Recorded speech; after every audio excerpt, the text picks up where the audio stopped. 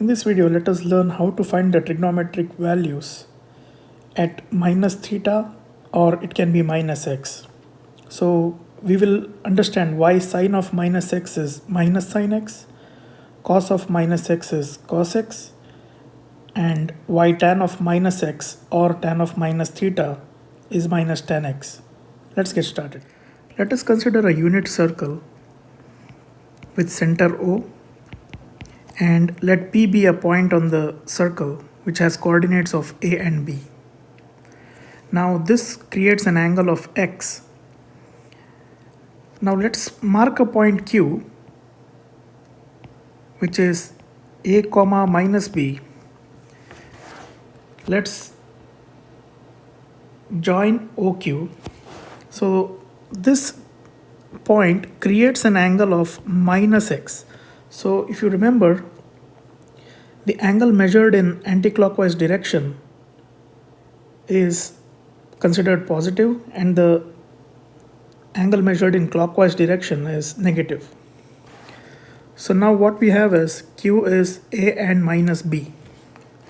So we know that x coordinate constitutes to cosine and y coordinate is sine.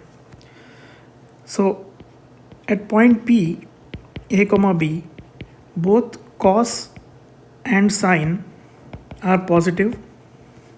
However, at point Q, cos is positive, but sine, so let me write it here. So at point Q, cos is A, which is positive, but sine value, which is B, has become minus B. So the value has changed. So this shows us that cos of minus x, so this cos of A here in the fourth quadrant, cos of minus x is nothing but cos x, which is equal to A. But sine of minus x is minus sine x, which is minus B. So this is one thing we have to remember. The negative angle of cosine is always positive and negative angle of sine is always negative. So please note this down. We will use this to solve many problems in the future.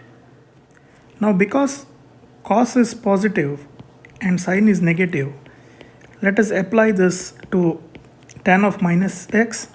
Tan of minus x is sine of minus x by cosine of minus x. So this will be minus sine x by cos x, which is minus tan x. So tan of minus x is minus tan x. Now we know cos, sine and tan, so it is easy now to find out the negative values of the angles for cosine, secant and cotangent. Please form a table, and I will also share it in future videos where we can identify all the angles of trigonometric functions at one point. If you like this video, please share it with your friends.